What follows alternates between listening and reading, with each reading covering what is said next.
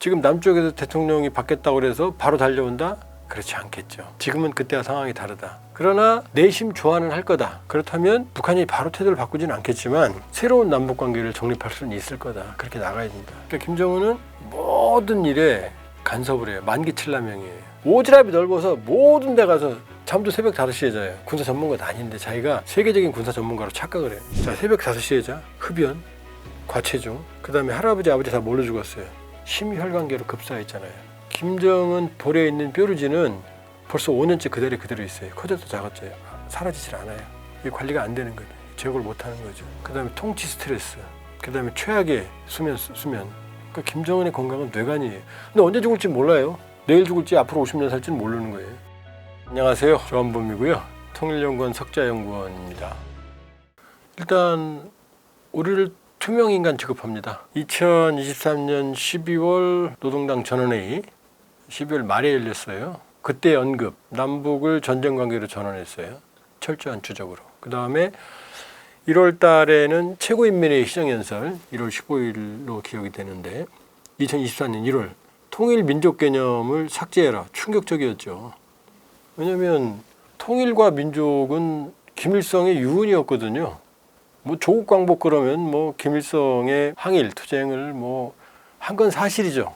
근데 중요한 건 요만큼을 1을 100으로 만들어서 99를 뻥을 튀겨서 온갖 역사를 다 포장을 해놨거든요. 그 북한에서는 김일성 하면 조국 광복 하면 한반도 전체의 통일 이거든요. 심지어 6.25도 조국 해방전쟁이라고 그러거든요. 그 무슨 뜻이에요? 그 사람들 말로 남반부를 해방한다는 거잖아요. 그럼 자기 조국이잖아요. 근데 갑자기 통일 안 한다? 같은 민족도 아니다. 그리고 일기예보할 때도 북한 땅만 딱 그렸어요. 남한을 안 보여줘. 참 속 좁은 저사죠. 그러니까 그럼 어떻게 돼요? 과거에는 남북이 민족관계, 이거를 이제 민족 간 특수관계라고 그러거든요. 나라와 나라 사이의 관계는 아니지만 그러나 통일되는 시점까지 잠정적인 국가 간의 관계를 준용하겠다. 그러니까 남북 정상회담 합의서하고 그러잖아요. 또 국제적으로는 유엔에 가입되는 국가고. 근데 김정은이 그렇게 말하는 거예요. 이제 남북은 전쟁 관계다. 같은 민족도 아니다. 통일 안 할 거다. 이렇게 얘기해버린 거죠. 그러면 이제 다른 나라가 된 거죠. 그럼 우리가 북한이 막 구축함이 넘어지고 북한 주민들이 굶고 그럼 가슴 아프고 쌀도 지원해주고 북한이기 때문에 같은 피가 흐르기 때문이잖아요. 아프리카나 가자에서 저렇게 시민들이 고통받고 그래도 우리가 뭐 당장 달려가 쌀 줘야 된다 이런 노래는 아니잖아요.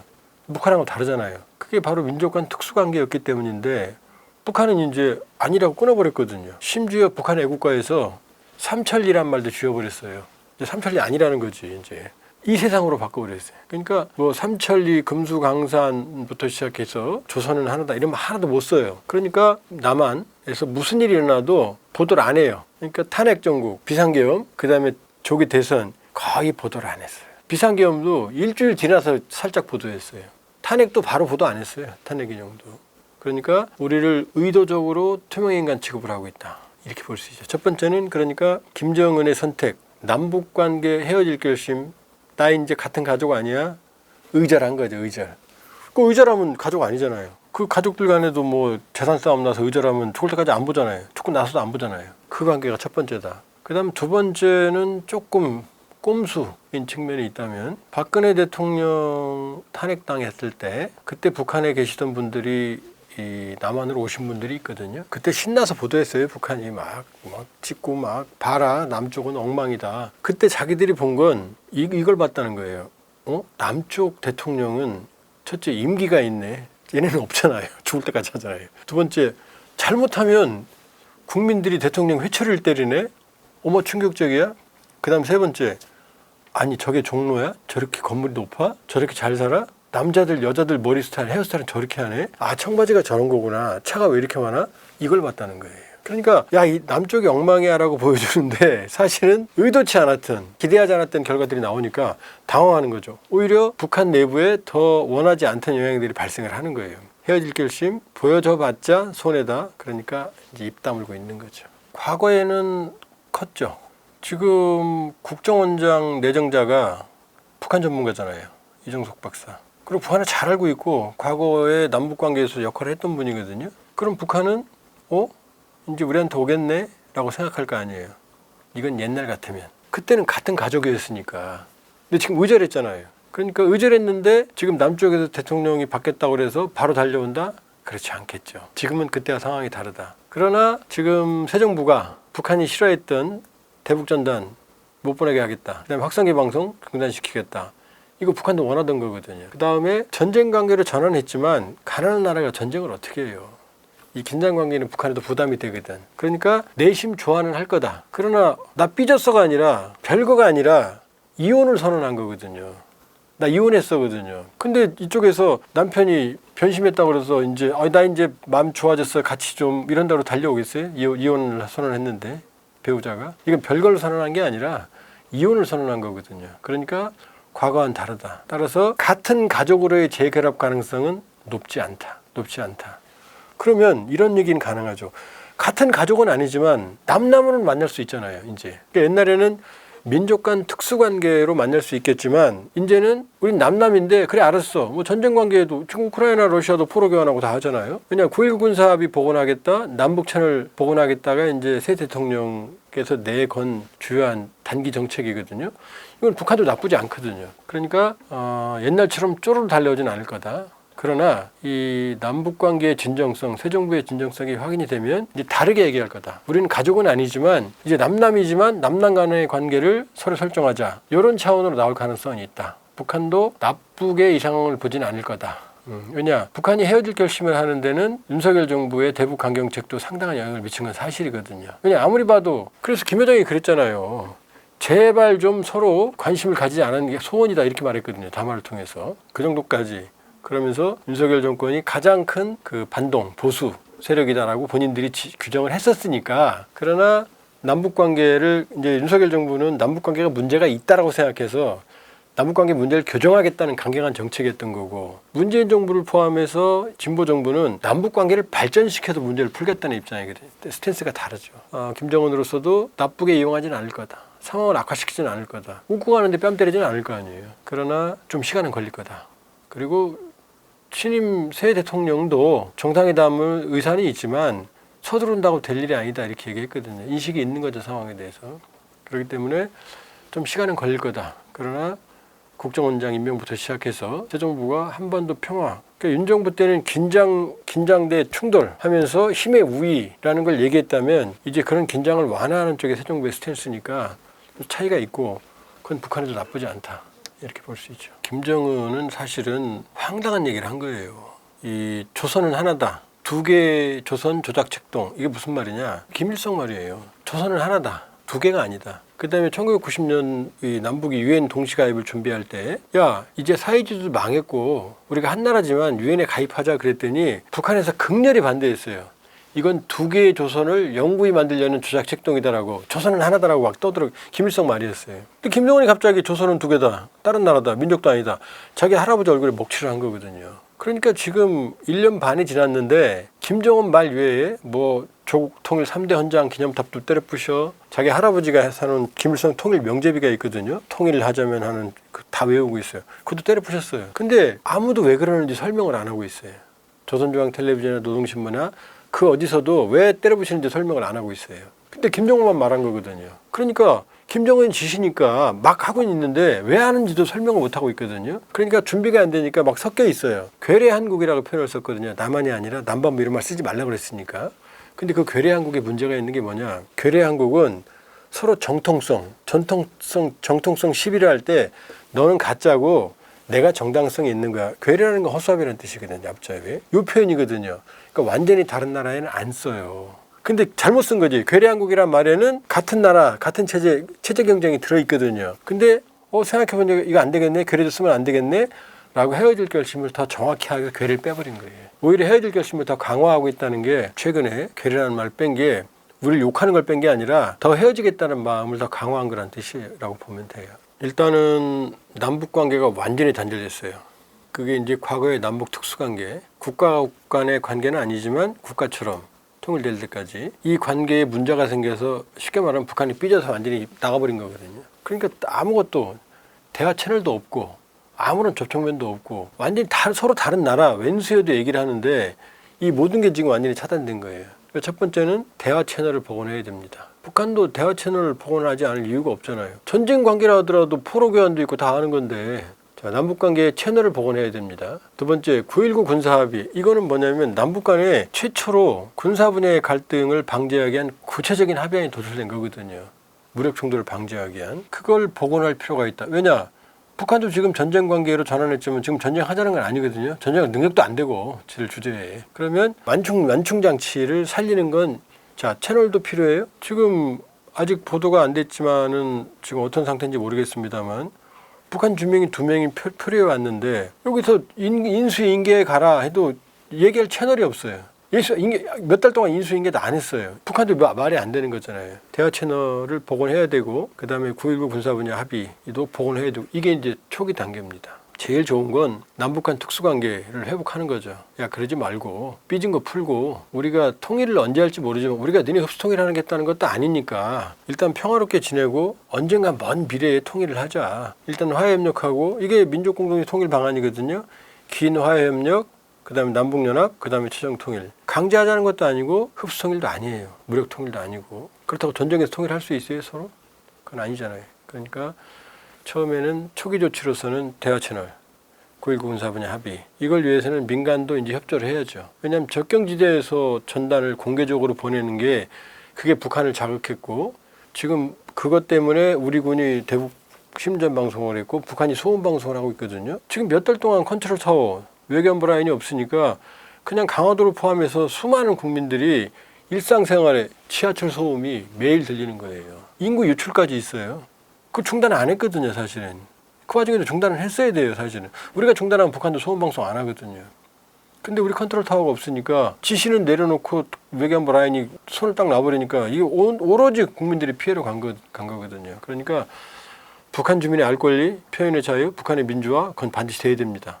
세상의 모든 독재는 인류의 적이에요. 북한의 독재를 방치하는 그건 올바르지 않아요. 그러나 접경 지역에서 공개적으로 접경 지역 주민을 위험에 빠뜨리고 남북 충돌을 유발할 수 있고 북한의 어떤 자극적인 행위 대응을 야기하는 그런 방식의 접경 지역의 공개적인 전단 살포나 북한을 자극하는 방식은 안 된다. 그렇다면 북한이 바로 태도를 바꾸지는 않겠지만 새로운 남북 관계를 정립할 수는 있을 거다. 그렇게 나가야 된다. 긴장 관리를 최우선으로 하겠다고 이제 공약을 했으니까 효과가 있을 가능성이 있어요. 북한도 원하는 바거든요, 사실은. 그러니까 그렇다면 우리가 이제 아픈 어두운 터널을 지났지만 지난 과거 경험을 토대로 해서 안정적이고 새로운 남북 관계를 만들 가능성은 충분히 남아 있다. 일단 이제 우크라이나하는 지금 상황이 뭐 전략 폭격기 기지도 사격당하고 뭐 러시아도 보복을 할 거고 그렇지만 큰 흐름으로 보면 휴전의 모드로 들어가고 있다. 트럼프 당선된 이후로 푸틴이 부활절 30시간 휴전 일방적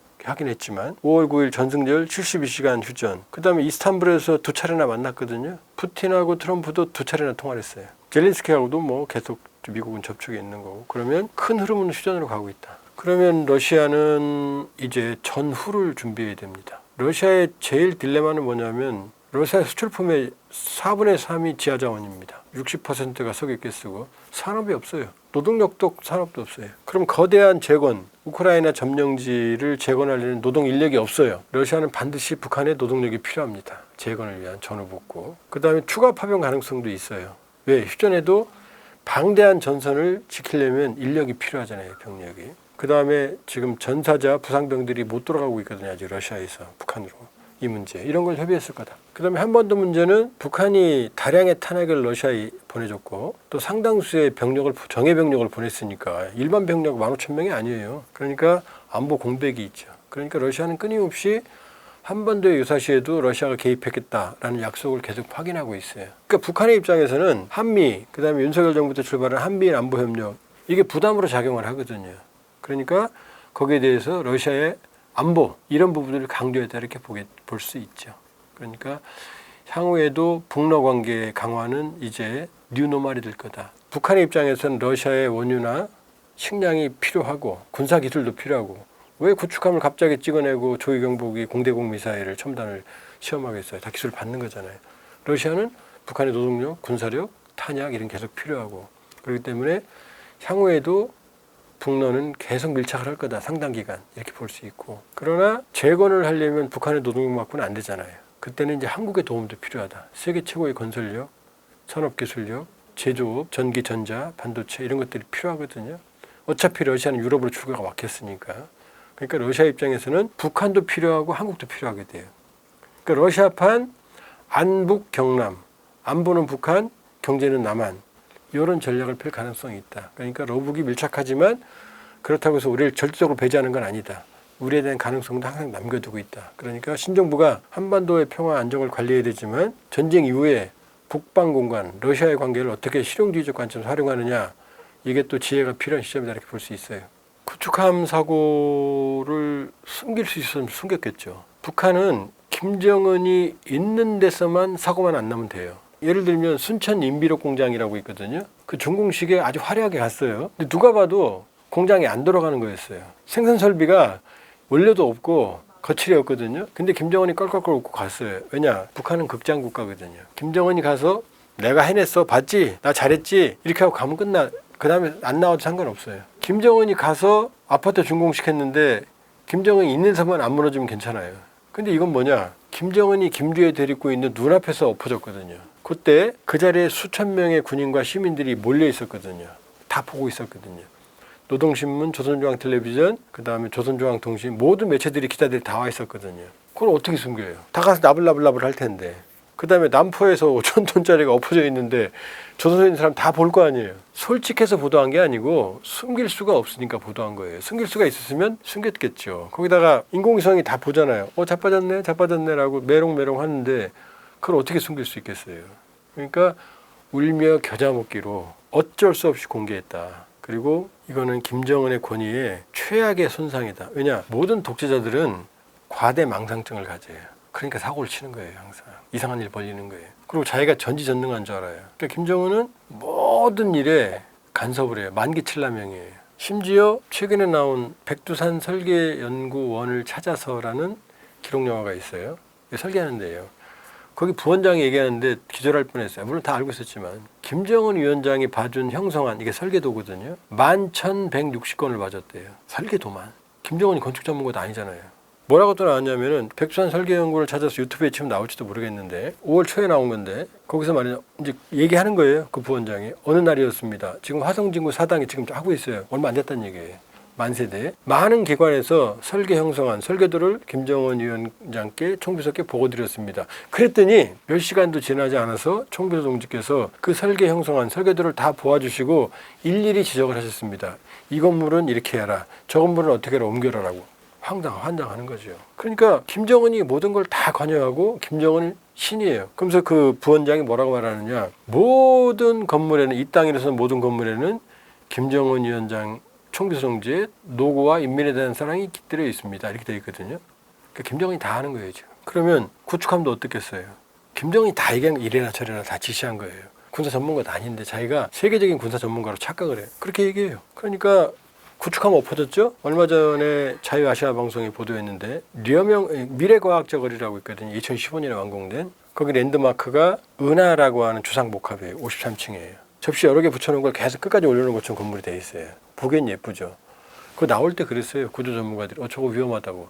저렇게 만들면 안 된다고. 근데 이 접시가 붙어있는 건물 사이가 지금 벌어지고 있어요. 건물이 그러니까 떨어지고 있는 거죠. 지금 하나로 붙어있는 건물이. 그걸 보도했어요. 근데 건설의 대번영기라는 또 다른 김정은 기록 영화에 보면 미래과학자 거리에 590여 건의 설계도면을 김정은이 봐줬다는 대목이 나오거든요. 근데 이 랜드마크를 김정은이 안 받겠어요? 그 접시로 예쁘게 만들어 김정은이 다 지시한 거죠. 그러니까 모든 면에서 예를 들어서 북한 학생들이 쓰는 책가방이 소나무 책가방이거든요. 그 이름을 김정은이 줬어요. 소나무처럼 튼튼해라. 학습장은 뭐냐? 민들레 학습장이라고 쳐라. 이것도 김정은이 줬어요. 왜? 민들레 홀씨 퍼지듯이 지식이 퍼져라. 다 사실이에요. 과장 아니에요. 그 다음에 이 보통강 주변에 이 고급 주택을 만들어서 나눠줬거든요. 식권들한테. 이것도 경루동이라고 줘라. 아름다운 눈물, 경루. 눈물 누자. 이것도 김정은이 진 거예요. 오지랖이 넓어서 모든 데 가서 잠도 새벽 5시에 자요. 다 관여하거든요. 그러니까 북한 구축함도 우리가 보기에는 기이해요. 왜냐? 위상배열 레이더가 원래 위치에 안 들어있어요. 대가리 위에 꼭대기에 있어요. 어쨌든 복잡한 데가 있어요. 그 다음에 구축함은 잠수함에 취약하기 때문에 항상 대잠 헬기를 싣고 다녀요. 그래서 헬기 경납고 헬기 데크가 있거든요 뒤에. 근데 그 헬기 데크를 거기다 미사일을 다 채워놨어요. 그럼 대잠 헬기가 없는 거예요. 이 배는 나가면 동해 가면 바로 죽어요. 대잠 헬기가 없으니까, 잠수함을 못 잡으니까. 그럼 대잠 헬기 공간이 비어 있어야 되는데 미사일이 꽉 찬 거죠. 그 다음에 레이더도 원래 중앙에 있어야 되는데 머리 위에 함교 위에 올라가 있으니까 이 균형이 맞을 리가 있어요? 그러니까 진수하다가 무게 중심 때문에 엎어진 거로 추정이 돼요. 그걸 다 누가 지시했겠어요? 비상식적인 걸. 김정은이 지시했겠죠. 사고는 이번만이 아니에요. 2023년 9월에 북한이 황당하게 김군옥 영웅함이라고 하는 전술핵 공격 잠수함을 만들어요. 만들어진 지 40년 된 로미오급 잠수함에 동체 길이만 늘려요. 저력식 잠수함에. 그리고 상부에 함교를 잔망경에 있는 부분을 늘려갖고 여기다 미사일을 때려 박아요. 그럼 시커멓게 칠해놓고 뭐 성대하게 진수식을 한 다음에 이게 핵잠수함이다. 근데 처음 시운전하는 날 기울었어요. 기우뚱. 그리고 그 다음에는 2023년 9월 이후로 어딘지 몰라요. 아마 제가 보기엔 물속에 있을 수도 있어요. 한번 들어갔다 못 나왔을 수도 있어요. 이게 북한이에요. 자, 더 재밌는 얘기 해드릴게요. 김군옥 영웅함이라고 그랬잖아요. 그 김군옥 영웅 자체가 조작이 가짜예요. 6.25 때 주문진 해전이라는 게 있어요. 50톤급 북한의 어뢰정 6척인가가 미국 함대에 돌진하다가 전멸당해요. 그리고 도망갑니다. 요거거든요. 근데 이걸 어떻게 조작을 했느냐. 50톤짜리 어뢰정이 미국의 만톤급 순양함, 볼티모어함, 북한은 발지모르라고 그러거든요. 그 함을 격침시켰다. 50톤이 만톤을 격침시켰대요. 세계 해전 사상 없는 거다. 라고 그 21정, 어뢰정 21정인가로 알고 있는데 이 정장이 이름이 김군옥이거든요. 이 김군옥을 영웅으로 만들어요. 근데 아니거든요. 볼티모어함은 그때 이미 퇴역하고 없었어요. 새빨간 거짓말을 영웅으로 만든 다음에 김군옥이 가서 그랬겠죠. 아, 내가 격침했다고 거짓말 했겠죠. 그걸 김일성이 그대로 믿어서 김군옥은 지금 애국열사령에 묻혀있고 영웅인데 그 조작된 김군옥의 이름을 전술핵 공격 잠수함에 붙여. 그게 북한이에요. 근데 그 김군옥은 이미 퇴역한, 그러니까 진짜 영웅이죠. 퇴역했는데 어떻게 침몰을 시켜요? 귀신이 아니면 못하는 일이잖아요. 그건 영웅 맞지. 그게 지금 북한이에요. 지금 좌충우돌을 하는 김정은이. 그러니까 어떻게 돼요? 후추함이 엎어져. 심혈을 기울인 잠수함 이제 어디 있는지 몰라. 아파트는 균열돼. 실제 아파트 균열된 사례가 있어요. 2014년에 평천구역에 20층짜리 아파트가 무너졌고 수백 명이 죽었어요. 거기에는 북한 경찰의 주요 간부들이 살고 있었어요. 그래서 그 당시 최부일 북한 경찰청장, 그때 이제 인민보안상이라고 그랬는데 지금 사회안전상이라고 그래요. 공개 사과하는 장면이 북한 매체에 나왔고 노동신문에도 나왔어요. 미안하다고. 아파트를 1년 만에 만세대씩 져요. 지금 무너지고 있는, 벌어지고 있는 아파트도 은하아파트 53층인데 1년 만에 공사에서 입주까지 이루어졌어요. 그 정도 고층 아파트면 시멘트 양상에도 훨씬 더 긴 시간이 필요해요. 여기 김정은이 말하면 해야 돼요. 그럼 김정은이 가서 뭐라고 그래? 그거 봐, 내 말이 맞지? 난 신이지? 이러고 다니는 거예요. 어마어마한 인민의 안전을 담보로 김정은이 업적 치적을 내세우고, 그게 또 김군옥함, 최연호, 그 다음에 지금 엎어진 구축함이, 그 구축함을 세웠어요. 그 구축함이 엎어지니까 김정은이 불같이 화를 내고 20일 날 엎어졌거든요. 4월. 그때 20일 날 조사단이 가서 보고를 올려요. 왜냐? 현장에서 김정은이 6월 달까지 전원에 있을 때까지는 반드시 복구해 그랬거든요. 그랬더니 가면 또 어떻게 해야 돼? 조사단이 뭐라고 보고했느냐? 아, 함이 별로 손상이 안 됐다. 걱정하지 마시라. 2, 3일이면 바로 세운다. 열흘이면 수리한다 그랬거든요. 근데 바로 세우는데 거의 10여일 걸렸어요. 그것도 일부 보도에 의하면 장비가 없으니까 사람들이 수동으로 끈으로 했다는 거예요. 세계사에 없는 일을 한 거예요. 그러면 함이 손상이 없느냐? 아니에요. 함이 어떻게 됐느냐? 이만큼은 선수는 부대에 걸려있고 나머지 3분의 2는 바다로 가. 이게 최악이에요. 그럼 용골이 비틀어져요. 안에 있는 장비들은 다 염수에 지금 그 손상이 됐을 거고. 그러면 저 함은 폐기 처분해야 돼요. 용골이 비틀어졌으니까 다시 또 고쳐야 될 거 아니에요. 근데 지금 아직도 세웠는데 반은 이 선수는 걸쳐 있어요. 왜냐, 이 상태에서 수리하겠다는 거예요. 지금 이 선수가 부서졌으니까, 대형 도크가 없으니까. 이제 또 이제 아마 기적을 창출했다 하면서 또 이제 전수식 할 거예요. 아마. 그러나 저 함은 실제 성능을 발휘할 수가 없다. 이미 용골이 비틀어졌으니까. 그게 지금 북한의 블랙 코미디예요. 북러간에는 전반적인 면에서 영역을 넓히고 있어요. 지금 북러간에는 다리도 없어요. 철도, 단선철도 하나밖에 없어요. 이제서야 그 자동차 개량, 그것도 왕복 2차선을 만들고 있거든요. 그다음에 도만강역도 이제서야 개건을 한 거거든요. 그 정도로 북로 간에는 사실은 관계가 없었다. 2021년의 경우에는 북로 교역이 코로나 시기에 4만 불이었어요. 말도 안 되는 거죠. 주고받을 게 없어요. 근데 지금은 생긴 거죠. 북한의 무기, 병력, 그다음에 러시아의 군사기술, 식량, 에너지. 그러나 북로가 이렇게 밀착을 해도 지난해 1월 10,000원이었던 북한 1달러당 북한 원화가 지금 22,000원, 3,000원이에요. 우리 치면 1달러당 한 거의 3,500원, 4,000원 하는 거거든요. 그 얘기는 뭐예요? 북로가 밀착해도 경제적인 온기는 없는 거죠. 이게 딜레마거든요. 그러나 양측이 필요하니까 온갖 분야에서 관계를 이제 개선하고 있는데 거기까지다. 러시아는 산업이 없다. 수출품의 4분의 3이 지하자원이다. 러시아도 제조업은 지금 필요한, 그러니까 지금 초코파이 도장면이 러시아 국민 음식이 되는 거고 한국의 지원이 절대적으로 필요한 상황이라고 볼 수가 있어요. 이제는 러우 전 이후에 한국의 북방 공간 관리 전략, 새로운 북방 정책을 모색할 때다 이렇게 볼 수 있어요. 지금 황당한 일들이 좀 벌어졌죠. 뭐냐면 첫 번째 충격은 이제 A-50 조기경보기, 공중 조기경보 통제기는 만들 수 있는 나라가 10나라도 안 돼요. 근데 어느 날 갑자기 북한이 러시아가 일류신 76 수송기를 개조해서 A-50이라는 공중 조기경보 통제기를 운용을 했거든요. 그런데 이 A-50 고려항공도 일류신 76이 있어요. 수송기가. 이걸 뚝딱거리더니 공중 조기경보 통제기 레이더물 단 거를 공중에 띄웠어요. 김정은도 들어갔고. 충격이었죠. 우리도 못 만들어요. 그래서 피사이라고 우리가 수입했거든요. 미국에 수입했거든요. 자, 이게 첫 번째 충격이었고, 두 번째는 5,000톤급 신형 구축함을 위상 배열 레이더라는 첨단 레이더를 외부 모양을 봤을 때는 여기에 판치르가 달려 있었거든요. 판치르는 지대공 미사일이에요. 러시아하고 똑같이 생겼어요. 똑같이 생긴 게 최연함에 달려 있었거든요.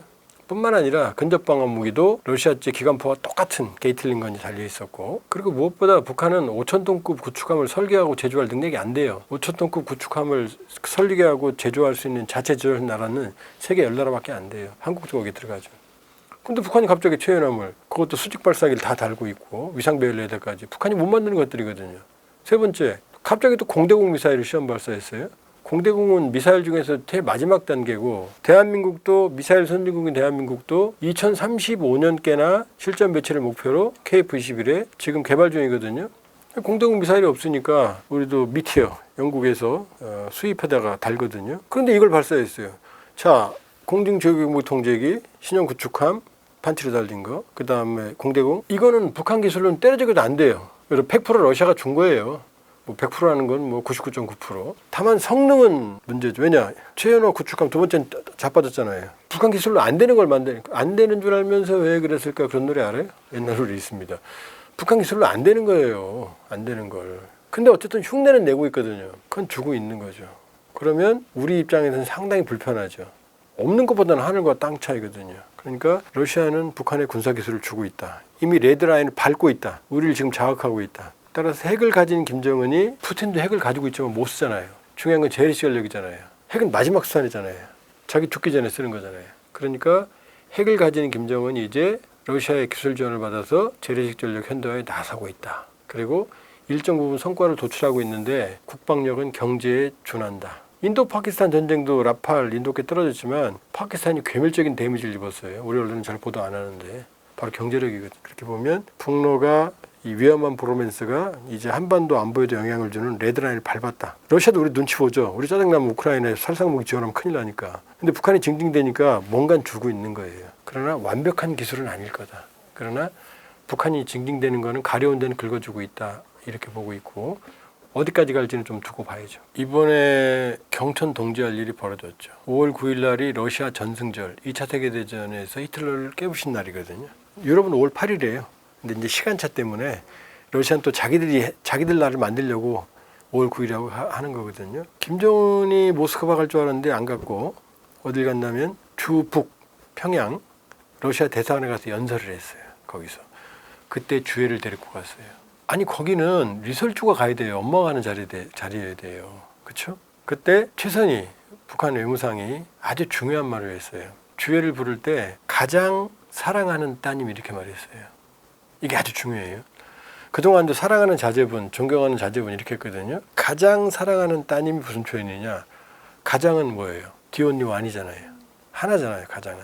그렇죠? 뭐 우리 말 중에 뭐 가장 높은 산 중에 하나 약간 좀 어폐가 있죠. 가장은 하나예요. one of the best니까. 그럼 가장은 얘라는 거죠. 그 다음에 따님은 뭐예요? 김정은과의 혈연 관계를 말하는 거죠. 그러니까 두 가지를 말하는 거예요. 주애는 김정은의 딸이고 혈통을 이어받은 거고, 그러니까 백두혈통이라는 얘기죠. 그 다음에 가장은 얘야라고 말하는 거거든요. 그러니까 김주애는 2013년생이에요. 왜냐하면 2013년 9월에 이 데니스 로드먼, 김정은이 농구 좋아하니까 미국 프로농구 악동, 평양에 가서 여름에 원산에서 김정은 가족과 놀았다. 그리고 김정은의 어린 딸을 안아보았다 그랬거든요. 이름은 주애였다 그랬어요. 이렇게 안 하면 어떻게 돼요? 젖먹이란 얘기죠. 고에 태어났다는 얘기죠. 이름은 주애. 주애 맞아요. 주인 주자 사랑했자입니다. 그래서 로드먼이 발음 잘한 거죠. 정확하게 한 거지. 이름도 확인됐어요. 2013년생인데 2022년 11월에 처음 나왔거든요. 몇 살이에요? 9살이잖아요. 그것도 ICBM 쏘는 자리에 나왔어요. 깡총깡총 뛰는 애가. 정말로 어린애처럼 나왔거든요. 이렇게. 아빠 손잡고 그냥 철없는 애로. 그런데 그 뒤로 김주애가 진화해요. 몇 달 뒤부터 성인 옷을 입고 주석단에 앉아서 북한 최고 실세들을 둘러앉고, 심지어 북한의 최고 군부 실사가 무릎 꿇고 김주애한테 얘기하는 장면도 있고, 그 다음에 이번에는 공식 석상에 지금 외교 석상에 나온 거잖아요. 엄마가 안 나오고. 그러면 이건 북한에서 그동안 북한의 후계자 수업이 따로 있는 게 아니에요. 아버지 따라다니면 되는 거예요. 현지 지도에. 김정은도 그랬어요. 그런 김주애는 김정일, 김정은보다 지금 40회 이상이에요. 2022년 11월 이후로. 비공개 따지면 50회쯤 가까이 될 거예요. 그러면 김주애는 김정일도 김정은도 받지 못한 집중적인 현지지도 수행, 체계적인 후계자 수업을 받고 있다. 중요한 건 뭐냐면 김주애가 모습이 진화하고 있어요. 처음에는 깡총깡총하다 이제 모델 워킹을 하고 이제 성인 코스프레를 해요. 그래봤자 지금 10몇 살이죠? 12살, 3살이거든요. 근데 지금 멀리서 보면 미설주예요. 박수도 묽게 박수 치고 딱 세련된 걸음걸이도. 복장은 완전 성인이에요. 완전 성인. 그렇게 보면 김주애는 후계자, 자, 김정일은 74년에 정치위원회 위원, 지금 정치국원이에요. 임명되면서 후계자로 공식화됩니다. 김정은은 2010년 9월에 당중앙군사위원회 부위원장이 되면서 공식 후계자가 됩니다. 그러나 김주애는 이 후계자로 임명된 사례가 지금 절차가 없었어요.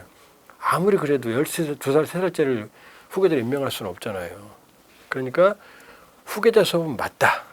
그러나 아직 후계자로 임명은 안 됐다.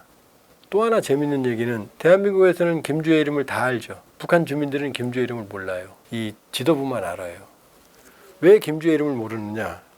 지금 사랑하는 따님, 가장은 사랑하는 따님, 사랑하는 자제분, 존경하는 자제분 그러죠. 이름은 한 번도 안 나왔거든요. 그거 왜 안 나왔을까요?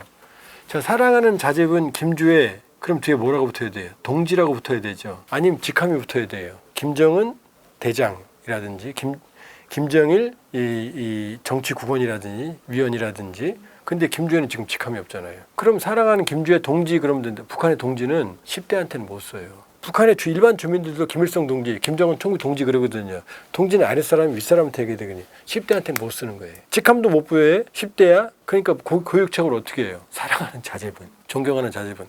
블랙 코미디죠. 북한 사람들이 이름도 몰라요. 북한의 정치 문화는 아주 봉건적이에요. 최악이에요. 지금도 가정폭력이 있어요. 남편이 여성들 폭행하고 그래요. 일상이에요. 여기 오신 분이 증언을 했어요. 그래도 그게 문제가 안 돼요. 여군들, 북한 여군들 많죠. 그냥 뭐 예를 들면 들어가면 등에다 쑥 손 넣고 여성 중요 신체 툭 건드리면서 야 뭐 이게 아무런 문제가 안 된대요. 그리고 막 폭행 당하고 처갓집 가도 그 장인 그 처갓집 부모들이 한숨만 쉰대요. 딸든 죄다 이렇게. 이혼한다고 그러면 못하게 집안 망신이라고. 우리도 옛날에 어릴 때 그랬거든요. 그런 일이 있었거든요. 일부. 그 정도예요. 지금 북한 주요 지도 간부들 중에 보면 다 남자예요. 우리가 알고 있는 건 김주애, 김여정, 현송월, 리설주, 최선희 이 정도지. 이거 빼면 없어요. 막 여인들이 막 튀어나오는 것 같죠? 그나마도 과거는 이런 것도 없었어요. 다 남자예요. 여자는 최고 지도자 꿈도 못 꿔요. 그 다음 너무 어려요. 근데 왜 데리고 나왔을까요? 왜 데리고 나왔을까? 지금은 김주애를 그냥 어린애로 안 보죠. 그냥 후계자처럼 보죠. 벌써 지금 2022년 11월이니까 2년 한 반 대가 좀 넘었죠.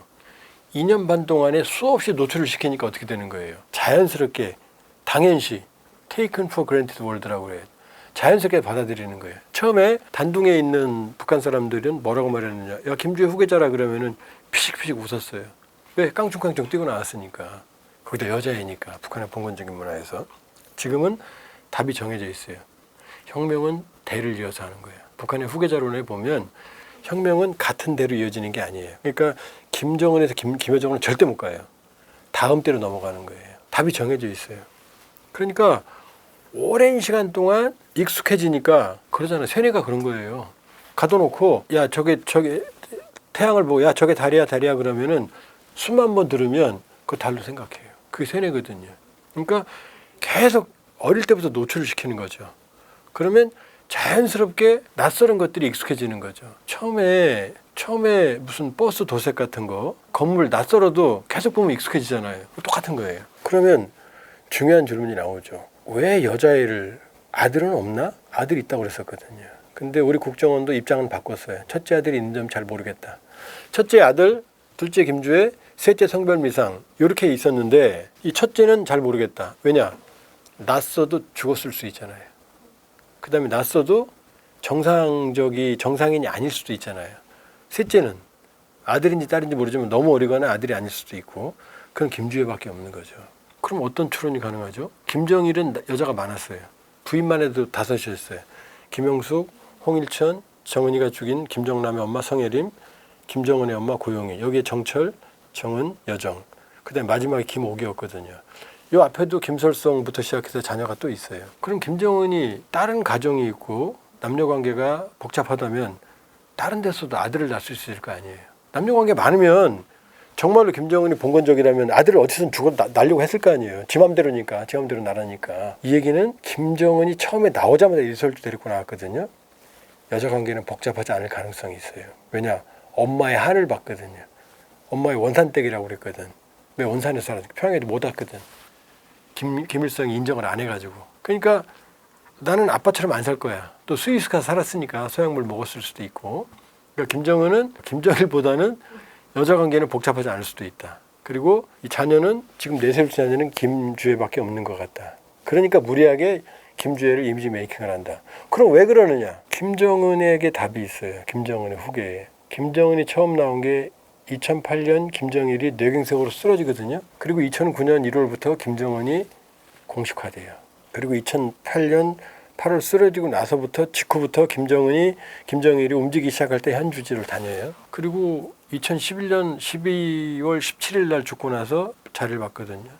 후계를 이어받거든요. 그럼 사람들이 어떻게 생각하겠어요? 어린애가 태어나면 뭐 생각하겠어요? 김정일도 죽기 몇 년 전에 나왔는데 김정은이? 그럼 김주혜가 왜 태어나겠어요? 그것도 여자애가 무리하게 어린애가 왜 저렇게 막 어거지로 지금 이미지 메이킹을 하겠어요? 건강에 문제가 있나? 자신이 없나? AI 분석 결과 145kg. 그 다음에 담배는 손에 안 든 장면을 찾는 게 너무 어려울 정도로 항상 들고 있어요. 수해지고 고무보드 타고 가면서도 있어요. 초등학교에서도 펴요. 유치원에서도 펴요. 자기 딸 옆에서도 펴요. 주에는 성냥 들고 다녀요. 현송월의 그 비싼 구찌백에 크리스탈 재떨이가 들어있어요. 항상 그거 써요. 그냥 안 써요. 항상 그게 있어요. 자, 담배는 아마 서너 갑 이상 필 거예요. 새벽까지 일한다고 그랬죠. 건강에 제일 안 좋잖아요. 사람들이 야근하면 뭐 먹죠. 와인을 무지하게 마신다는 설이 있어요. 파트너는 김여정이래요. 오빠랑 얘기하겠지 이제 오늘의 정치를. 자, 새벽 5시에 자. 흡연, 과체중. 그 다음에 할아버지 아버지 다 몰려 죽었어요. 심혈관계로 급사했잖아요. 김정은 볼에 있는 뾰루지는 벌써 5년째 그대로 있어요. 커졌다 작았죠. 사라지질 않아요. 김일성도 혹 죽을 때까지 달고 살았거든요. 이게 관리가 안 되는 거죠. 제거를 못 하는 거죠. 그 다음에 통치 스트레스. 그 다음에 최악의 수면.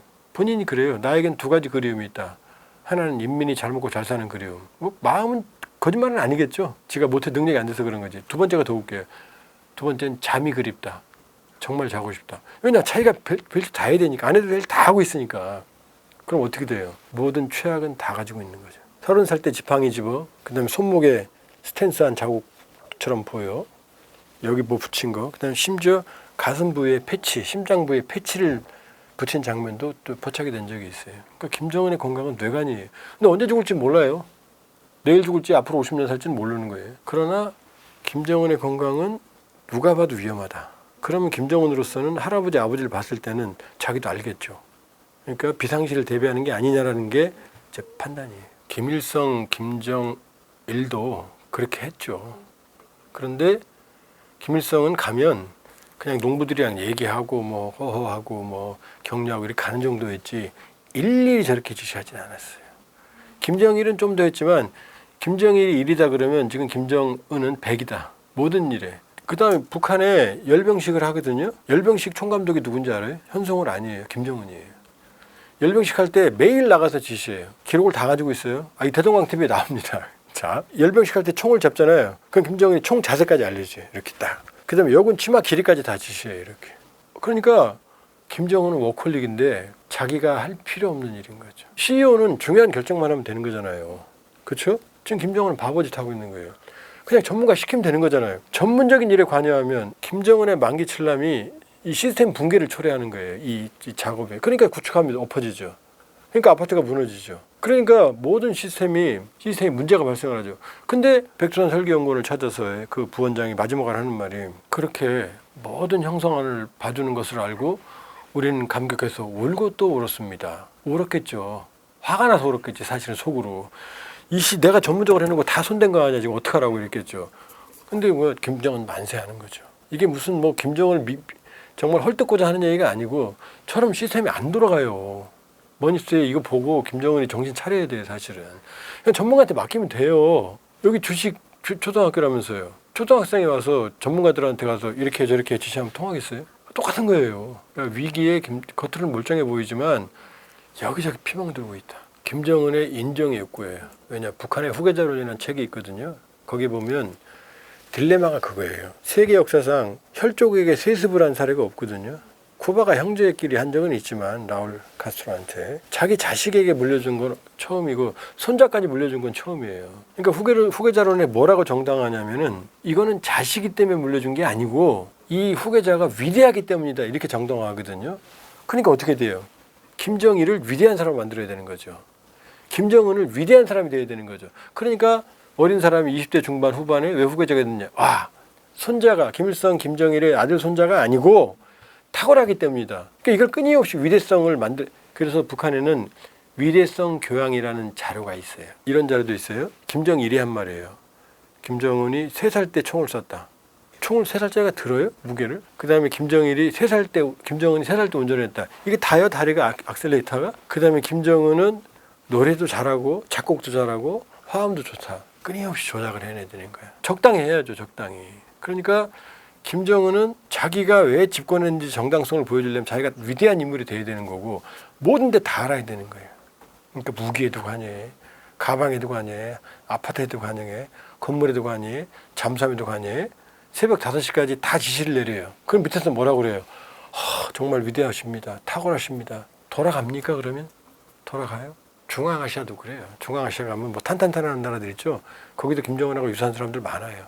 투르크메니스탄인가 타지키스탄인가 하는 경우는 아주 인터넷에 제 기억이 안 나는데 아주 재밌는 장면이 하나 있어요. 거기는 모든 하얀색. 왜? 독재자가 하얀색을 좋아해요. 그러니까 차도 하얀색이어야 되고 건물도 다 하얀색으로 만들어요. 다른 색은 용납이 안 돼요. 제일 재밌는 장면이 독재자인데 자전거 타고 가면서 멀리 있는 풍선을 권총으로 쏴 터뜨려요. 삐뚤삐뚤 가면서. 그럼 이걸 감동해서 박수치고 위대하다고 얘기해야 되는 거예요. 이게 코미디예요. 모든 독재는 인류의 적입니다. 인류의 가장 악은 최대의 적은 독재예요. 그래서 대한민국이 위대한 거예요. 군부 독재 체제를 스스로의 힘으로 민주화시켰고 또 이번에 민주주의 회복 탄력성을 보여줬잖아요. 그래서 대한민국이 위대한 거예요. 스스로 자기 힘으로 했거든요. 그러니까 북한도 독재의 늪에서는 미래가 없다. 아무리 김정은이 잘하려고 해도 마음은 나쁘진 않죠. 잘하려고 하니까 제가 착하다는 게 아니라 그 개입하는 의도는 나쁘지 않죠. 잘해보려고 하는 거죠. 그러나 이건 처음부터 독재의 비극인 거죠. 그 결과는 최악으로 가게 돼 있죠. 이래서 독재가 인류 문명에서 사라져야 되는 이유입니다. 크게 보면 이제 휴전 모드는 들어갔고요. 근데 우크라이나가 선을 살짝 넘었어요. 물론 우크라이나도 명분이 있죠. 러시아가 무자비하게 민간인 지역을 그다음 침공한 것 자체가 선을 넘은 거잖아요. 근데 그래도 러시아 입장에서는 어마어마한 지금 경천 동지할 일이 벌어졌어요. 그게 바로 러시아 전략폭격기 기지의 드론 공격입니다. 1년 6개월 동안 우크라이나 SBO 보안국이 준비해서 러시아 영내에서 우크라이나 드론을 조립했고 이걸 러시아 트럭에 실어서 트럭 운전사들도 몰랐어요. 어디까지 가져가라. 1년 반 동안 러시아 전략폭격기를 공격을 하는 거예요. 왜 전략이냐면 이 전략폭격기는 핵무기를 실을 수 있는 투발 수단이거든요. 자, 뉴클리어 삼축 체계라고 있어요. 핵 삼축 체계. 지상기지 ICBM, 그 다음에 이 잠수함, 핵추진 잠수함 물속에 하늘의 전략폭격기. 이 세 개가 다 핵을 운반할 수 있는 수단들이거든요. ICBM은 1차 수단이에요. 지하 사일로에 있으니까 서로 어딘지 다 알아요. 근데 한쪽에서 쏘면 인공위성을 탐지하고 날아오는데 30분, 1시간 걸리니까 이쪽에 있는 지상기지에 있는 ICBM도 다 날아 올라가요. 어차피 다 죽으니까. 그럼 서로 의도 터지겠죠? 그럼 2차 보복수단이 필요해요. 저 핵추진 잠수함 물속에 들어가 있으면 안 보이잖아요. 핵추진이니까 안 나올 수 있거든. 엔진이 계속 돌아가니까.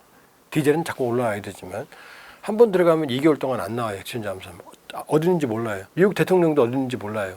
극비예요. 그래서 이 냉전기에 제일 무서운 사람들은 미국과 소련 서기장 미국 대통령이 아니고 핵추진 잠수함 함장이라고 그랬어요. 왜냐? 그 한 대에 한 나라를 괴멸시킬 수 있는. 왜냐? 보통 20발에서 24발의 이 미사일이 들어가는데 그 하나가 다 다탄도예요. 그 하나에 여러 개의 탄두가 들어있어요. 그러니까 보통 무식하게 계산해도 이 핵추진 잠수함 하나에 한 나라, 러시아 전체의 주를 공격할 수 있는 탄두가 다 들어있는 거예요. 그게 다 수소폭탄이에요. 히로시마에 떨어진 거에 몇십 배 역할, 파괴력이 있는. 그러니까 이게 물속에 들어가면 얘는 못 잡아요. 절대로 못 잡아요. 그 전쟁 영화 보면 잠수함끼리 막 이렇게 어뢰 발사하죠. 새빨간 거짓말이에요.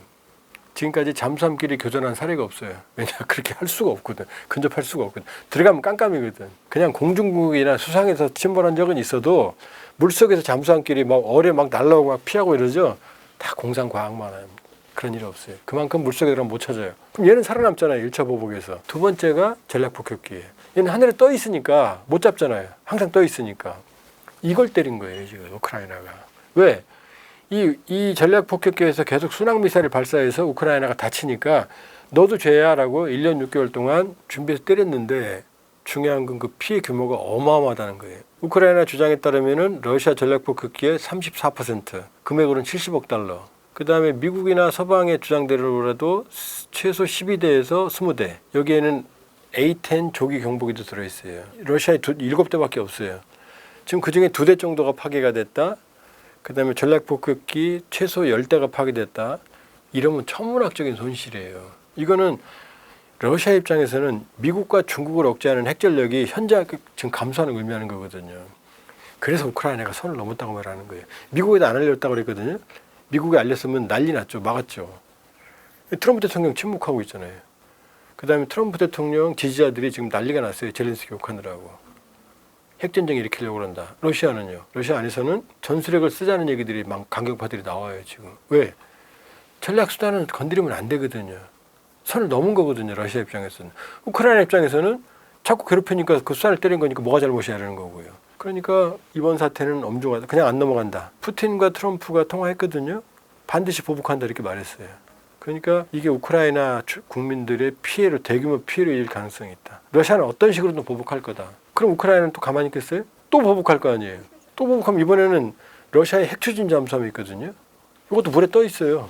똑같이 드론으로 공격하면 핵추진 잠수함은 구멍 뚫리면 바로 침몰하거든요. 항구에 있어도. 이게 지금 T4텟이 될 수 있는 거죠. 그러니까 우크라이나를 이해하지만 사실은 선을 좀 살짝 넘은 거거든요. 그러니까 이 상태는 이제 러시아가 직성이 풀 때까지 두드려 팰 거다. 바로 끝나고 나서 크림대교를 또 공격했거든요. 크림대교는 크림반도와 러시아를 잇는 한 16, 7km 될 거예요. 길이가. 이게 끊어지면 크림반도 고립되는 거예요. 이 위쪽으로 쭉 돌아가 있는 전장이거든요. 그럼 이거 민간 시설이거든요. 근데 우크라이나 입장에서는 여길 통해서 군수 보급품이 지금 우크라이나를 점령한 남부 회랑으로 가고 있으니까 당연한 목표다라고 벌써 몇 번 공격했거든요.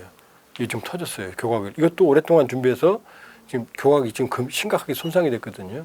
안전도에 이상이 있고 아마 또 공격할 거예요. 그러면 지금 아슬아슬한, 그러니까 한쪽은 휴전으로 가고 있지만 양쪽은 지금 이 전쟁은 격화하고 있는 상황이 되고 있는 거죠. 전쟁의 양면이다. 휴전으로 가긴 갈 거다. 러시아는 지금까지 한 번도 의도 터지고 조용히 물러선 적이 없어요. 더 강하게 보복을 해야만 푸틴의 정권도 유지가 되거든요. 그러니까 보복할 거다. 푸틴의 극단적인 지지자들 뭐 전술핵 이건 못 쓰죠. 써서도 안 되고. 그러나 우크라이나를 괴롭힐 수 있는 수단이 많다. 그러니까 러시아는 분명히 선을 넘었다고 판단할 거고, 그러면 선을 넘는 대규모 민간 지역을 공격할 수 있죠. 왜? 크림 대교는 민간 시설이라고 주장할 거니까. 그리고 지금 민간인들을 이용을 했거든요. 트럭 운전사들. 러시아 전략 폭격기 공격할 때. 그러면 러시아도 명분을 민간을 대상으로 할 수 있는 명분이 본인들은 그렇게 이걸 명분으로 삼을 수도 있거든요. 그러니까 아마 화풀이는 할 거다. 그러나 화풀이에도 러시아도 상처, 우크라이나도 상처가 될 거다. 그러나 큰 흐름으로는 휴전 협상은 진행이 되고 있다.